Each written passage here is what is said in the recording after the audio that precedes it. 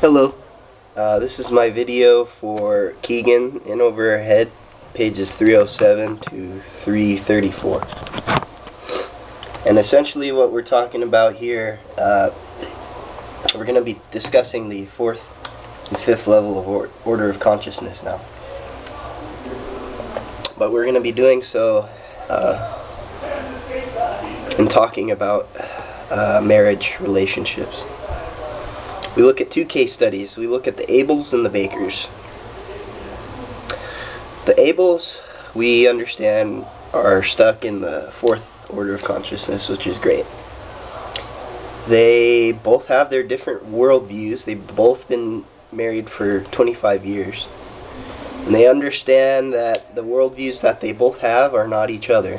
Yet, the conflict that ensues because of their worldviews being different is something that synthesizes their relationship. It makes their relationship stronger. The Bakers, on the other hand, they operate at a fifth order of consciousness. The fifth order of consciousness it's a state of having multiple selves in one self. That in the Abel's relationship, they've also been married for 25 years. They understand that the conflicts that they've had with one another has actually made them stronger. The fifth order of consciousness lends to the fact of the self as form, and it understands that as an object. We understand that as we go through life, we have different forms of the self come out at different times. In doing so, we understand that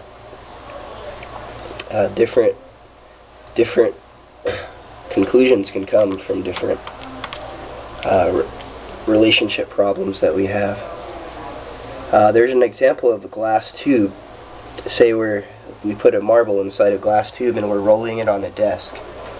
The fifth order of consciousness understands that both ends of the tube, you're going to understand the right one or the left one, as which one the marble is going to fall out of.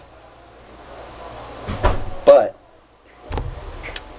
as it goes, one could take an objective view of that glass tube and understand that because of the ends, that is what makes up the glass tube actually.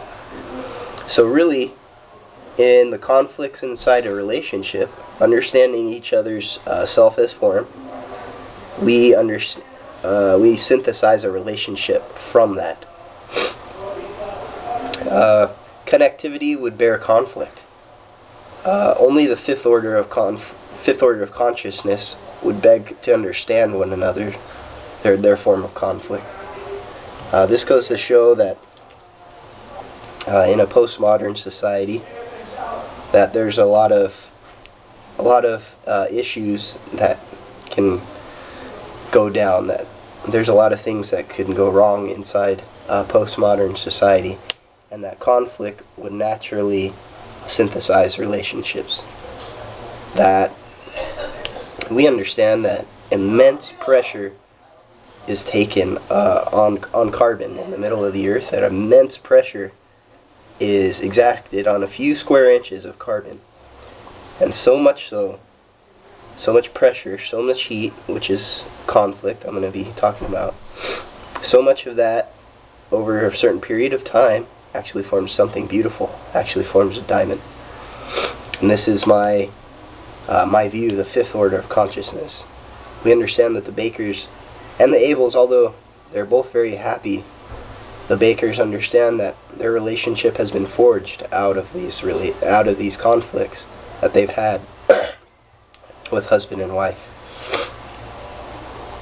That the Abels understand that just as time has gone along, as a stone continues to go along the bedrock of a river, that stone is beautified over friction and being chipped on other stones.